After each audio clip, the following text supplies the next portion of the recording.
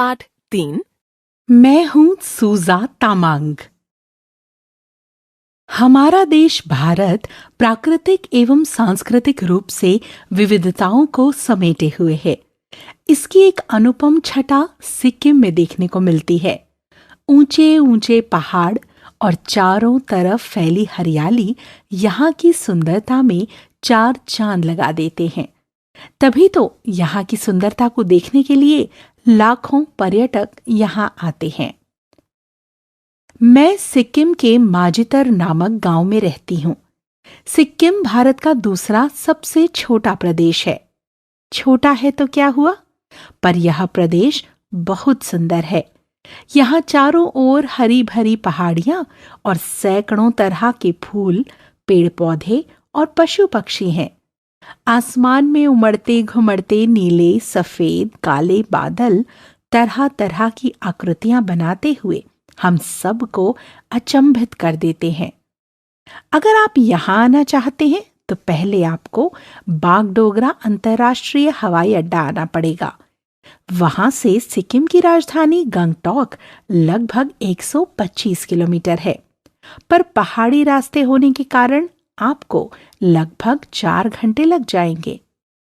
मैं 8वीं कक्षा में पढ़ती हूँ। यहाँ हमारे क्षेत्र में बहुत कम स्कूल हैं।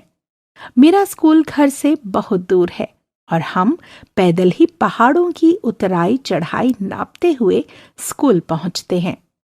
आपको पता है कि मैं रोज सुबह 5 बजे उठती हूँ और तब तक तो सूरज देवता उग चुके होते हैं। मेरा गांव तीस्ता नदी के पास ही है। मुंह हाथ धोने के लिए मैं तीस्ता नदी की ओर भागती हूँ।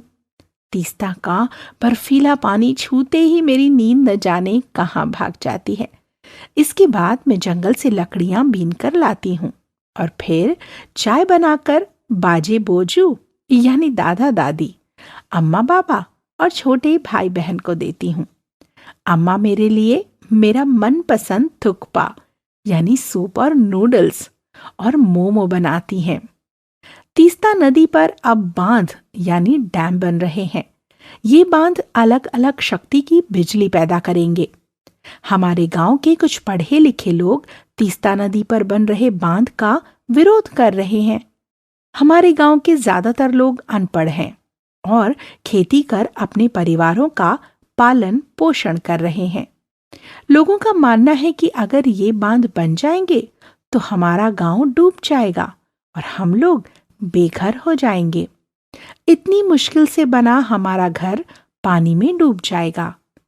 यह सोचकर मेरी आंखों से आंसू बहने लगते हैं। मेरे बूढ़े बाजी बोजू तो यह सब सहन नहीं कर पाएंगे। देखो आगे क्या होता है। मुझे मेरा स्कूल बहुत अच्छा लगता है।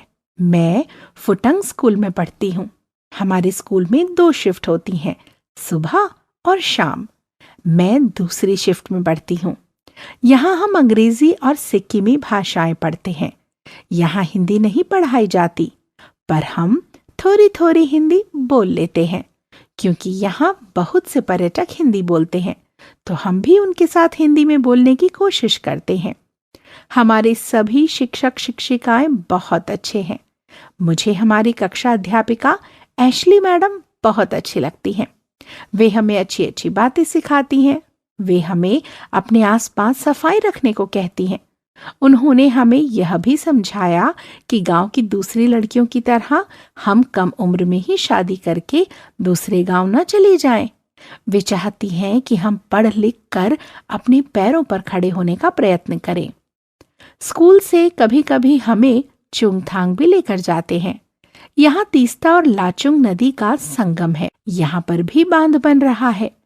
चुंगथांग में अक्सर बहुत से पर्यटक दिख जाते हैं। वहां चारों ओर लाल, नारंगी, बैंगनी, पीले और सफेद रंग के फूल हैं। पर्यटकों के खुशी से भरे चेहरे और तरह तरह के कपड़े देख हम भी खुशी से भर उठते हैं। पर मुझे उनकी एक बात अच्छी नहीं लगती। वे हमारे सुंदर साफ सुथरे स्थानों पर प्लास्टिक की बोतलें, थैलियां आदि इधर उधर फेंक देते हैं। पिछली बार हमने देखा कि ये गाय ने पॉलिथीन निगल लिया था, जिसके कारण वह दर्द से छटपटा रही थी। हमारी इतनी सुंदर जगह को पर्यटक एक कूड़ेदान में बदल देते हैं। मुझे लगता है कि ऐसे लोगों के खिलाफ कड़े कानून होने चाहिए ताकि ये गंदगी ना फैलाएं। हमारे अपने बहुत से लोकगीत हैं, पर हम हिंदी फिल्मों के गाने भी गाते हैं, तब मुझे बहुत आनंद आता है। यहाँ बारिश का कोई भरोसा नहीं होता। अचानक बूंदाबांदी शुरू हो जाती है, तब थोड़ी ठंड बढ़ जाती है। थोड़े दिनों में हमें विद्यालय की तरफ से नाथुला पास यानी भारत चीन सीमा दिखाने भी ले जाएंगे।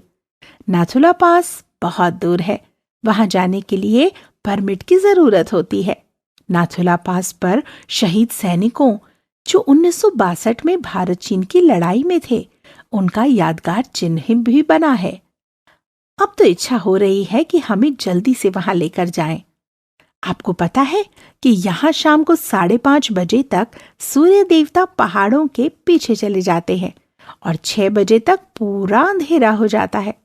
हम रात को 8 बजे तक सो जाते हैं और आजकल तो मैं नींद में नाथुला पास के सपने देखती हूँ।